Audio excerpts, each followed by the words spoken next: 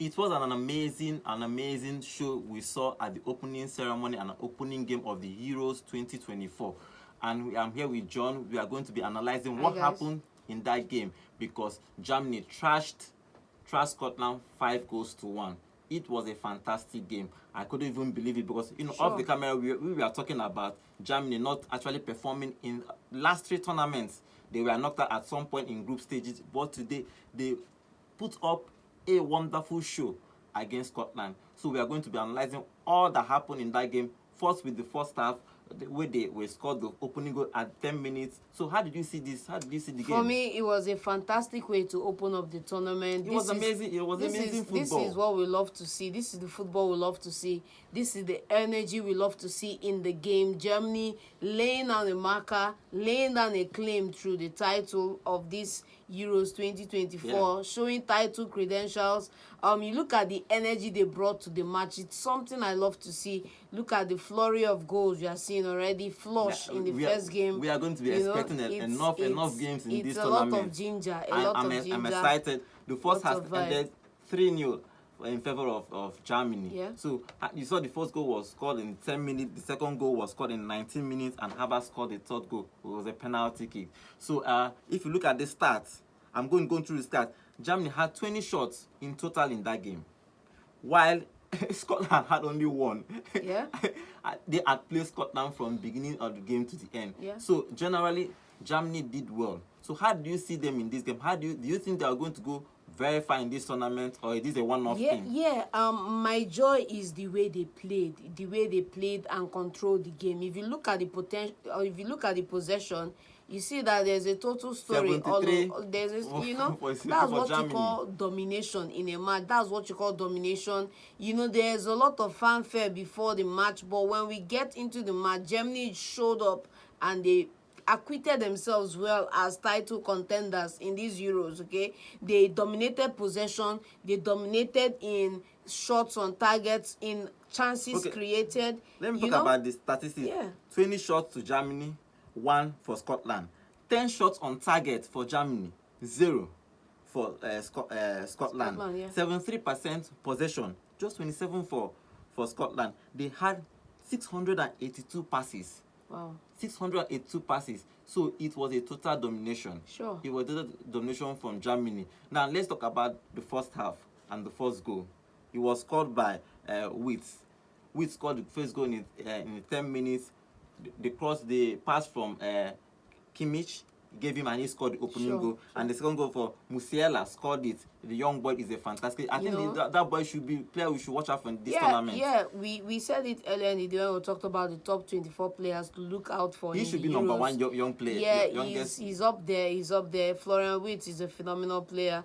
Also looking at Musiala as well too. Musiala knows how to create chances. He knows how to finish them off as well. And he's a utility player that the German side cannot do without, because he's so vital in the way they build and they transition the ball from the midfield to the attack. He's also there to drop in and help the players by getting good ball into the defense to get to their strikers up front. And then you also look at another star man in the mix too, who came in and got a brace. Talking about Fullkrug, it's a shame that he had a goal cancelled in the match. He could have got the very first hat-trick in this competition, but it wasn't to be. So they are firing on all cylinders, and my concern really is what went wrong for Scotland in this match. Yeah, we'll talk about Scotland a little bit, but let's talk about the importance of bringing back Kroos in that team. Because if you look at, we were talking about this earlier before the game. I said bringing back Kroos was because Kroos is like a conductor. He actually conducts the whole midfield. He organizes the whole midfield, the passes he gives, the way. Sometimes you see some games where he points to a place, he tells the player where to run to, and he passes the ball there. So what is the importance of Kroos in this tournament, in this German team? Do you think because they brought back Kroos, they are probably going to go far in this tournament? Look at the way they set up. They set up playing a 4-2-3-1 formation. Fantastic. I would have thought that if you looked at the formation, the way they were set up, that they will play Kroos and Gundogan side by side. But they played But they played Gundogan up front. So that was a total game changer for me, because Gundogan is such a multi-talented individual, a multi-talented professional. He brings extra dimensions into the game. He knows how to read the game. He knows how to see the game. He knows how to bring out the best of the players around him. If you look at his career at Manchester City, he scored some crucial goals for Manchester, very important goals for Manchester City. And in this national team side, he's just bringing in people on, bringing in somebody in, creating opportunities, soaking up pressure and freeing up other people on space.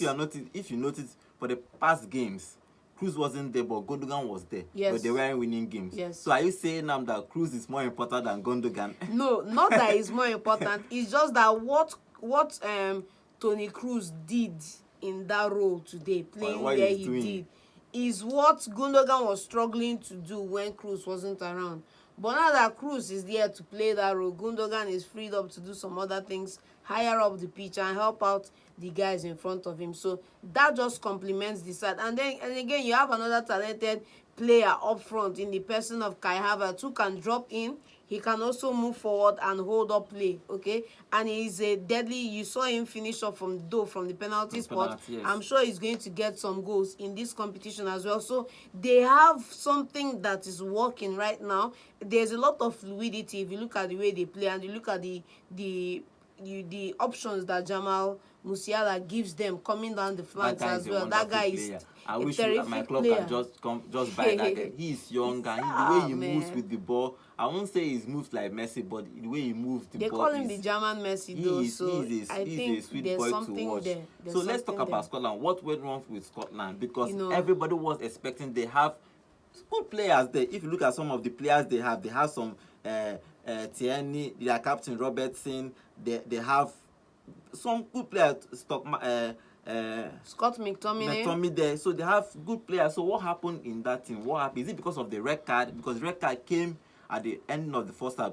They are already 2 goals down when they got that red card. I think then they scored the penalty, made it 3. So what went wrong with Scotland? For me, I just want to take us back to comments that were made before the game. Okay. Their manager said they were going to play without fear, that they were going to dominate the opposition, that they were going to do, you say a lot of things in the media, and at the end of the day, when you get on the pitch, when the whistle goes off, you don't back it up with the performance it requires, okay? If you look at the way they were set up, they are set up with a back three and they're playing a 3-4-3, a 3-4-3 formation. You understand me? That is susceptible to chances that Germany can provide coming down the flanks, okay? So, if these players, they've been with this manager now for 3 years, it's a shame that on this night when the whole country is banking on them to get something from Germany, not go there and pick a win, maybe get a draw, nick a draw, and then you hope to get something of the other opponents in the group, okay? But it's not gone to plan. How can this young man now get that red card and leave his side stranded in the first half, less than 20 minutes into the match? How does that happen? You look at almost the end of the first half. Look at how could he do that? You look at the yellow card gone onto Tony Railstone. That's another thing as well. Discipline was an issue for me, but then the miscommunication in the back three was the main thing, because if you look at the opportunities created for the first and the second goal, these were mistakes that should not have happened. Now, you can say that mistakes happen and that's how goals come about, but there are some basic things they did not get right in that back three, and it's down to that miscommunication, not holding up that line, that these opportunities were exploited. Now, I feel when I see a team playing with 3 at the back, whatever formation they want to now do with midfield and the attacker, I always feel that they want to defend the game. That's what I think. The only team I have seen play attacking football playing with 3 at the back is Liverpool Ajax this season. Most teams play with the back 3 and with the back 5 to defend. And but that's the thing. See what happened now. Look at who they have in their back 3 now. Okay, that back 3 is actually a 5-2-3 formation. That's what it is, It's- because it's the fine, guy who is exactly. on the guys who are on the flanks up front in the midfield are actually fullback. You have Andy Robertson of Liverpool playing in front of what's his name now, Kieran Tierney, who is also a left back. So they have two left backs playing in that left flank. Andy Robertson, we do not know Andy Robertson for playing the attacking football down the flank. We know him for being able to invert. But then, does he now have what it takes now to bear down on the German defense, put them under pressure and create opportunities? I don't see him doing that for them, okay? So, this is a back three, but in reality, when the game started, it was a back five, because they have to defend. And when you set your team up like this, the psychology is we are going there to get a draw out of the match or whatever. But that didn't serve them well, because they were not able to get... How do you go to a match and play 90 minutes and you don't even record one shot shot on target? Okay, let's say before the red card. Even before the red card, they didn't do much in that game. They were defending. They're trying to probably absorb the pressure from Germany, because they knew that Germany will come out full attack. Sure. So they wanted to absorb the pressure at probably first 20 minutes and probably try and counter them and score. It didn't work out for them. So let's talk about Germany again. Do you think that they are going to win this tournament? That's now the issue now, because now they have opened this tournament with a great win. It was a great win. They had played Scotland. Nobody even... I didn't even expect this kind of play, because I was thinking probably... because me, I predicted a draw, personally. Because I was thinking they will play and they will not score enough goals. But now, they surprised me. They surprised a whole lot of people. They did. But now, let's talk about them. Do you think they are going to go far? They have a lot of games to play. They need to play one more game in this group and they will qualify for the knockout stage. But do you think they can go on to win this tournament? For me, it's going to come down to... For me, this is a big statement, and they've made the big statement. They've put all the cards on the table, which is we are playing home, we have support, we are here, we want to win it, we want to win this competition. For me, they have to be serious. You have to look at the German side, having looked at the kind of game they've played today, and consider them contenders, because that's just what you have to. Until proven otherwise, you have to look at them and say, yes, they are contenders. They may not be the sure favorites, but they are in the conversation. Yeah, and that's all that needs to matter right now, pending how they set themselves up for the coming two games. Like you just said, if they win the next game or one more game well too, they will qualify for the knockout stage. That sets them up, so they know that they came in, they got the soccer punch in, they've got the 3 points, they can get another 3 points, and then they are in the conversation. So the main thing is that they have what it takes in this squad right now. If you look at this squad, go far in this competition. Where we'll be having issues with the German side is maybe we'll talk about anybody picking up a knock, injuries, or picking up a suspension that may rule them out of any of the other matches. But that is where it is right now with the German side. They should be happy, and I'm sure they're celebrating in Berlin today. Yeah, they are a beer kind of country. They drink a lot of beer in that country. So let me talk about Niclas now. Did you think that everybody, when he was appointed as German coach, everybody was like, is he able to do this for Germany? Will he take them far? Will he win this? He's now looking like he's getting his tactics right. So do you think do you think that it was a good appointment? For me, I think the appointment of Julian Nagelsmann was a good appointment, albeit it did come at a bad time, because Hansi Flick had some issues with the Germans. I wasn't able to win with them.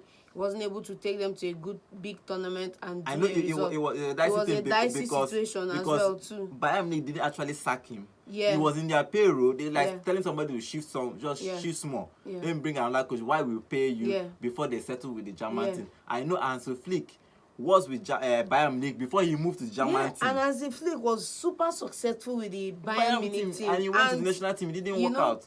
It's crazy, so but... So you think that he is the right man to take Germany to this cup? Or you think that they can win this? For this competition, right now, Nagelsmann is the right man to be in that seat. He's qualified them for this competition.